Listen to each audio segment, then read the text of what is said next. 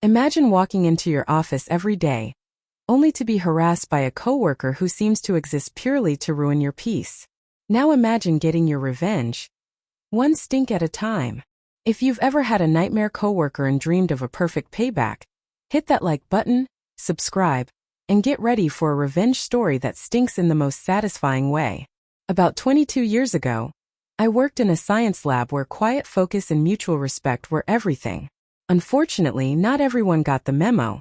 One day, a notoriously mean and petty coworker was relocated to the corner of my lab. Why?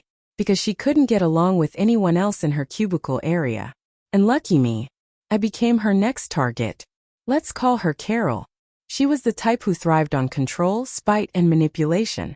Carol didn't like how I played soft music while working in my lab, a harmless habit that helped me focus. But instead of simply asking me to turn it down, she marched straight to our boss and complained. And just like that, music was banned. What had been a calm and productive space turned cold and tense overnight. I tried to be civil, even friendly, but Carol only got worse. Every little thing I did, she criticized. She would hover, eavesdrop, and whisper behind my back. She made it her mission to isolate me and sabotage my comfort. And that's when I decided, if she wanted to play dirty, I'd play smarter. I wasn't going to scream or fight back. Instead, I remembered something I had used once during a hunting trip. Deer pheromone attractant. It's a thick, oily liquid used by hunters to lure bucks. And the smell? Absolutely putrid. It's a nauseating mix of sweaty gym socks, spoiled onions, and fermented body odor, like a rotting locker room in a bottle.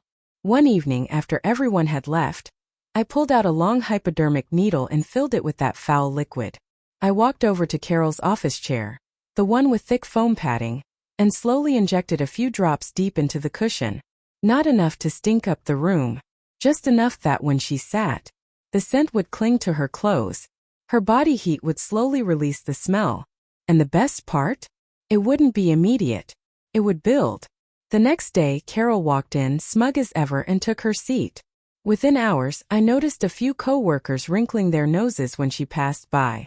The scent wasn't strong, but it was weird. Musky. Rank. Her perfume couldn't mask it. And I didn't stop there. Every few days, I'd give her chair another tiny dose. Over time, the smell got worse. Whispers started. People asked, "Is Carol not showering?" Someone even left a stick of deodorant anonymously on her desk. She started wearing heavier perfumes.